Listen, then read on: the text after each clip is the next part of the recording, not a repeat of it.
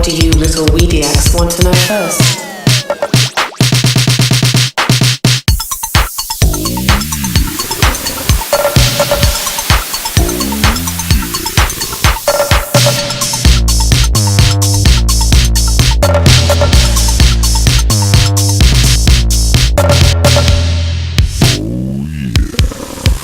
Weed science.